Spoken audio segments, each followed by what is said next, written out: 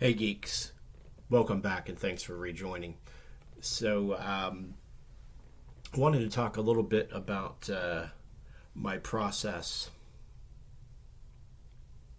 If you go and watch my 2001: A Space Odyssey by Jack Kirby videos, they're broken into three parts. Part one is a monologue that I give before the actual page by page overview of the comic book. Parts two and three are the overview of the comic book. So when I went into that video, I had a very loose game plan in mind to cover that property. And one of the reasons I started this channel is because I wanted to create something that was sort of off the cuff in terms of getting into discussing comic books and movies and other geeky pursuits. I wanted to make it something like, how it is like when I'm talking to my homies about this stuff.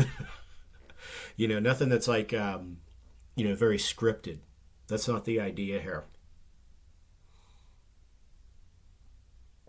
Even the coffee isn't scripted. So I wanted to make it something where it was like, think of like you're having a conversation with a friend of yours and you're talking about certain movies and so forth, and you kind of both geek out.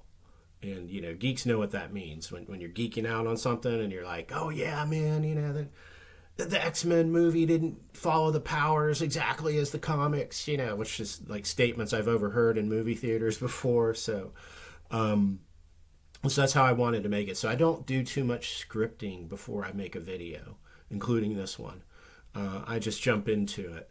I fly by the seat of my pants, which really is, it's really pretty much how all of us live most of our lives. We're just flying by the seat of our pants. So you're getting by on your wits and your intelligence and your experience alone, day to day. So in the case of that 2001 video, what I did is I did read the comic the night before I made the video. And, I have a lot of background information about the movie. One, having seen the movie several times. Two, over the years, going back to even when I was a child, reading interviews with some of the filmmakers involved, like Douglas Trumbull, who did the special effects, was one that always sticks in my brain. Because it was a very interesting interview because he went into a lot of detail about how he had to sort of manage Kubrick and his directorial excesses. He wanted to do a lot of crazier stuff than what you see in the movie. And according to Trumbull, he kind of reeled him in and made it more of a cohesive film. Now, who knows how much of that is truth and how much of it isn't. But it sounded pretty plausible that Trumbull had to reel in Kubrick from some of his loftier ideas for that movie.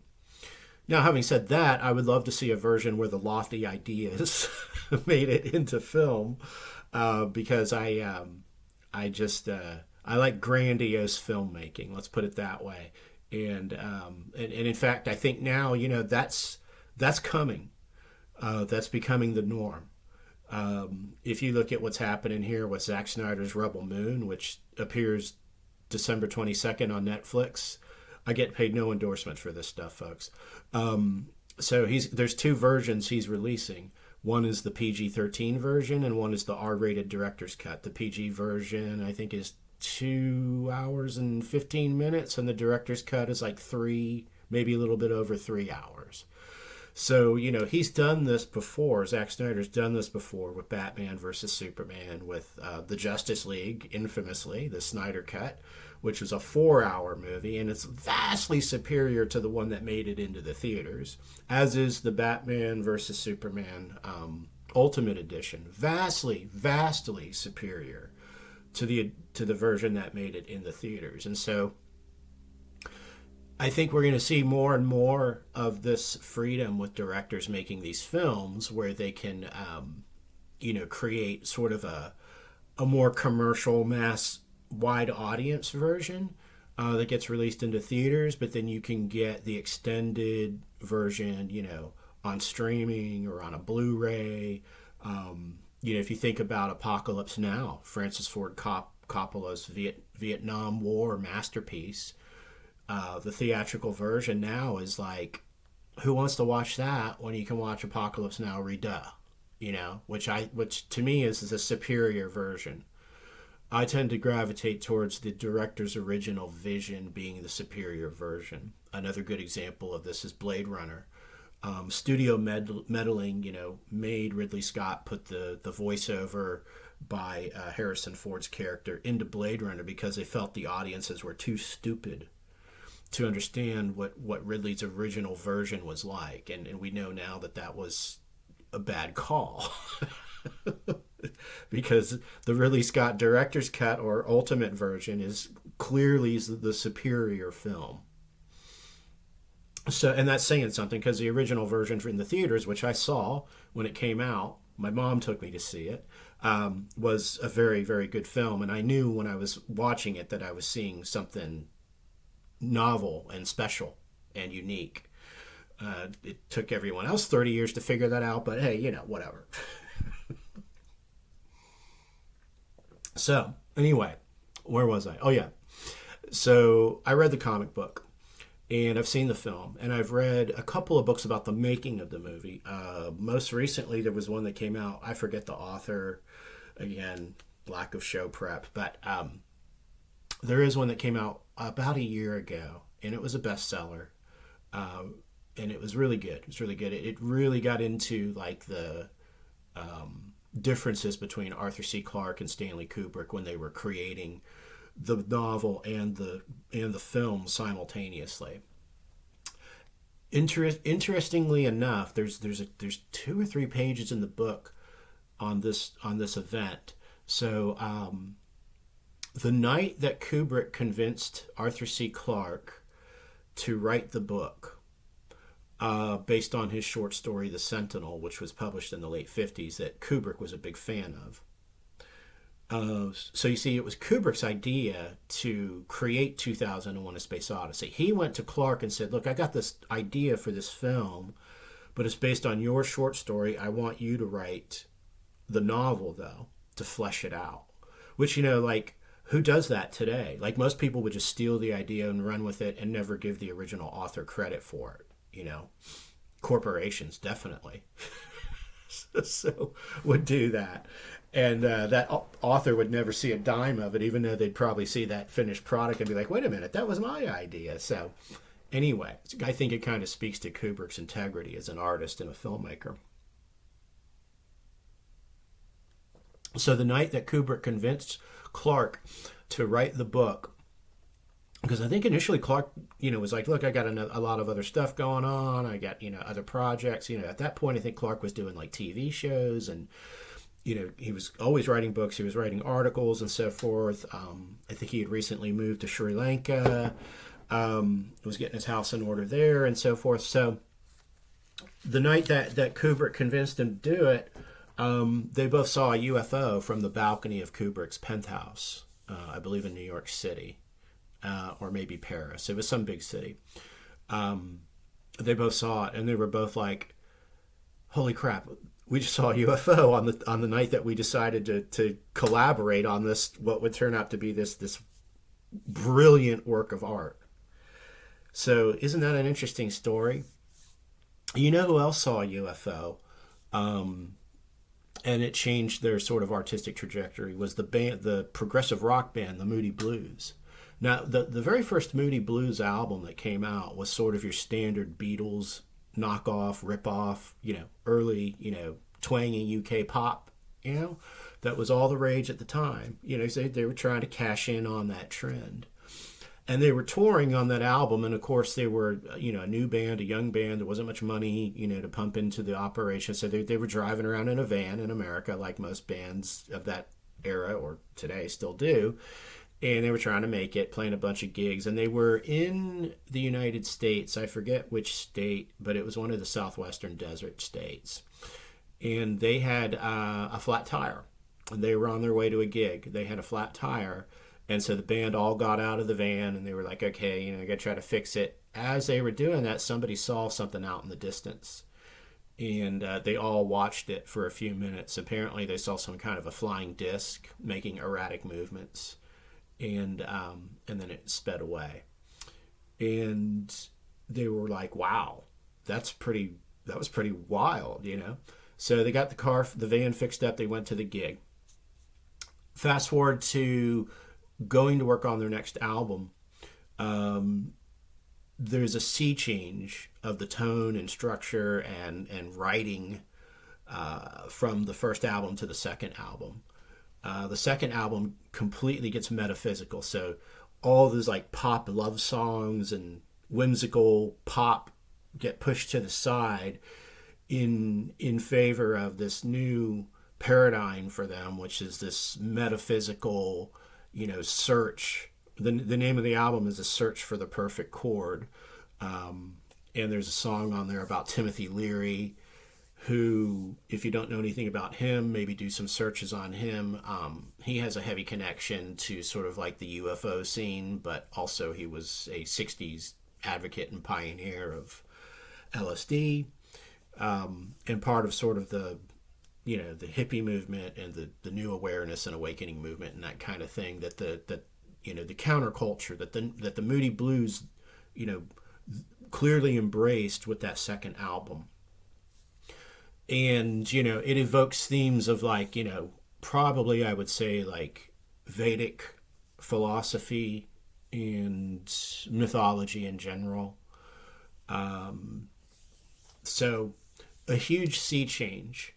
There's not many bands that go from, hey, we're starting out as kind of this pop, superficial thing. We're just trying to cash in and on a trend and make some money, to, wow, we've looked really deep within ourselves and we've discovered some truths, and we're trying to solve some other truths, and we're gonna flow that into our art. That's a pretty, and sometimes that's usually a gradual process. But sometimes it's just like boom, boom. You go from A to Z pretty quickly. So interesting. So anyway, back to Kubrick and Clark, the dynamic duo. So I read this book about how they made the film, and so having read that, and Arthur C. Clarke wrote a book in the mid 70s or early 80s called The Lost Worlds of 2001, which is one of my favorite books. I've read it like 4 times. It's been years since I've read it, but I've read it like 4 times. It's just a fascinating book because it's Clarke's, what he writes about is how he came to the idea of the Sentinel, which was the original short story that influenced 2001. And that short story is in that book. But then he has a lot of back matter, some letters and correspondences and stuff, and some other short stories that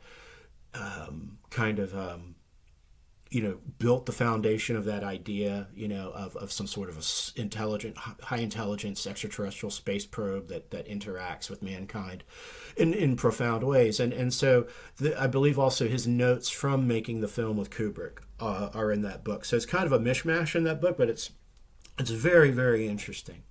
And I'm sure you can probably find used copies for it, mass trade paperbacks on Amazon for like $6 or something. My copy of it, I actually don't know where it's at or if I still have it, but it'd be interesting to dig that out and thumb through that again. So having kind of all this knowledge that I accumulated about the film and so forth over the years, and trying to go off memory, and having read the comic book, I dove into the monologue. And of course, knowing what I know about Jack Kirby, which is not everything. And that's the other thing. I need to give this disclaimer: like, I don't know everything. So feel free to correct me in the comments section on these videos. Some of you had, and I appreciate that, because again, I don't script really any of this, and so I'm just kind of going off my random access memory that's working at the time, and so it's not always going to be 100%, especially as I get older. So I went in and just started, I just went off the cuff and just started, And once I get going, I start out a little cold, but then, a couple, 2 or 3 minutes into it, things start clicking, and I start, getting talkative. And, I do it at different times of the day. Right now I'm shooting this video in the morning, so I'm having my first and probably only cup of coffee for the day. But that 2001 video, I did it like in the late afternoon. I think it was around 4 p.m. So it just depends on when I have the available time and kind of when the mood strikes me. Sometimes I have the available time, but I just don't feel like getting on camera. So that's a little bit about how I do that. So, and then when I went through the comic book, it was the same thing. It was just like it was off the cuff. I had a few very loose bullet points in my head. I hadn't written anything down about that. I had a few loose bullet points in my head that I carried around with me. And same with that video I made for the DC animated universe. So that was 11 months of TV viewing that I was going through, and I wrote nothing down. I just made kind of mental notes in my head and just kind of, carried them around and just figured, okay, well, once I start shooting and talking, this stuff will start coming back to me. And there was so much there that I didn't even get to all my points. Hence is why I made a follow-up video to that discussing Batman Beyond in more detail. And I might do another video on that experience. Some of my other notes as I recall things. But in this video, so I wanted to do some kind of an addendum to those 2001 videos, explaining a little bit more about my process. Trying to think now. The only video that I scripted so far was the Batman kill list, which was, I think, like the second or I think that was the third video I did, maybe the fourth. I'm not sure, but I had to make notes on that one because I had to go back through the old comics and write down the list of people that Batman killed in the early years. So that was important because there was no way I could remember all those names. And what I had found in some of those instances where he had killed the villain, some of those instances, like I think there was one instance where the villain killed himself, but technically Batman kind of put him in that position. And then there were some that were questionable, like the comic didn't explicitly state that he killed the villain, so that kind of thing. So there was some nuance there that I discovered, I guess you could say. So anyway, the other thing, after this DC animated adventure, I started going down the DC animated rabbit hole. So over the years, I've been kind of dipping in and out of the DC animated movies. And, I didn't know, they had these different sort of buckets of continuity. I learned that the DCAU had its own, its own universe, its own continuity, and so forth. But there's also one called the Tomorrowverse. And I'd actually seen some of the movies in the Tomorrowverse, continuity, but I didn't know that they were in a Tomorrowverse continuity. I thought they were part of the larger Justice League, kind of thing. So I saw Superman, Man of Tomorrow, and Justice Society World War II, and Batman: The Long Halloween, Part 1 and Part 2. And I've seen all three of those movies in the past 2.5 years. All three of them were pretty good. Man of Tomorrow was very good. It was based on the classic story of Mongol taking over Superman by way of the not Starro, but it's that sort of plant-like parasite thing that gets on his chest. And it's his birthday, and Batman and Wonder Woman arrive, and they don't realize that Superman has been taken over by this thing until too late, and so they have this showdown with Mongol. And it's really good because in the meantime, Superman is living out his utopian life, all these images and dreams that are planted into his head. And that was also covered in Batman the Animated Series. No, where was that? I think it was in one of the DCAUs. Or what? Oh, no, it was in Batman Beyond. That's right. When Terry McGinnis is asked to join the future Justice League, he realizes that Superman is actually been infected by the Starro parasite. the starfish alien. So there's different kind of versions of that story, which is why I say comics are like a mythology. They kind of start with this one thing, and then it kind of goes into these different iterations and these different branches and so forth, because it's the stories being retold by different people over. I mean, how long has Superman been around now? 80, 90 years? I mean, we're coming up on like a century that these characters have been with us, and they're really just kind of rehashes of older mythological, characters. And so, it's not inconceivable to think that if we make it as a species, 500, 600, 1,500 years from now, people may look at Superman and Batman and Iron Man and so forth as mythology, as like they didn't know that these are just kind of made up stories. They might find, some ancient DVDs or comic books, and they'll be like, oh, the primitives back then. This look at how they were documenting their gods.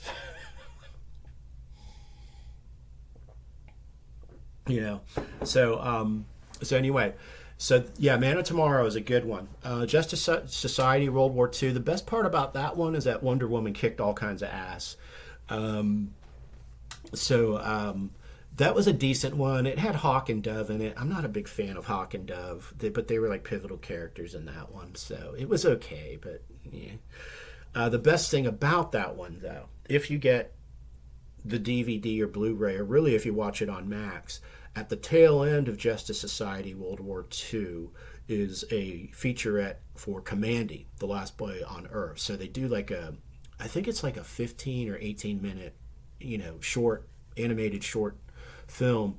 And I mean, it is done in the Jack Kirby art style to a T. I mean, it's like uncanny. It's just, Commandy's cool anyway, but it's just awesome to see Jack Kirby's art style brought to an animated feature, because you don't see a whole lot of that. If you know about Hanna-Barbera and the work he did there, you can kind of see it there, but that's a whole different story. This was spot on.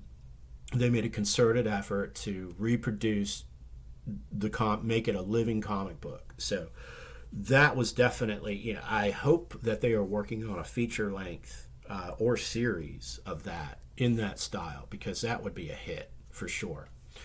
Then I watched Batman: The Long Halloween Parts 1 and 2. Outstanding. Absolutely outstanding. I would say that those two films rival actually they beat the live action films, the Schumacher era. Definitely better than those. Although I have a soft spot for the Schumacher films, so don't savage me in the comments, but they're also not the highest quality Batman material, I think. So anyway, The Long Halloween Part 1 and 2, based on the graphic novel, which I read years ago. And honestly, I didn't remember that much of it, but the movies were outstanding. For animated movies, they were outstanding. They're both rated R, appropriately. So I would definitely check those out. If you're a Batman fan, definitely check those out. I thought they kind of reached... I mean, the Dark Knight Returns animated film was fantastic. But I think, like, with The Long Halloween, like, DC animated really hit, like, a new plateau of excellence for animated feature films. I watched Justice League Warworld over the weekend. That's the most recent DC animated film, and the most recent in this Tomorrowverse continuity. I went into that pretty much cold. So, like, again, I had no idea I was watching these films and that they were part of this Tomorrow world. I didn't know it till I watched this Justice League. Now, the Justice League Warworld drops Diana Prince, Bruce Wayne, and Clark Kent right into this, world. Is not a reality. It's all a dream world, type of thing. And if you know about what Warworld is, you'll know what was going on. But there was no setup to. I mean, it was like boom, the movie just starts and they're in Warworld. There was no setup. There was no, they don't tell you outright that they're in Warworld, other than that's the title of the movie.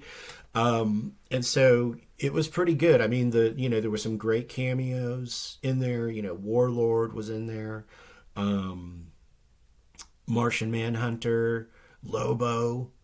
And Lobo. Look, everybody loves Lobo. Lobo's awesome. And I was thinking, there's a lot of Lobo in this movie, and I was thinking, Lobo's like, I think Lobo was like probably the template for every '80s wrestler that there was. I mean, if you look at Lobo the character, um, you got to go back. I don't know who came first, the wrestlers or Lobo, but he definitely influenced a lot of wrestlers, and I would say probably Ultimate Warrior comes to mind a little in terms of the look.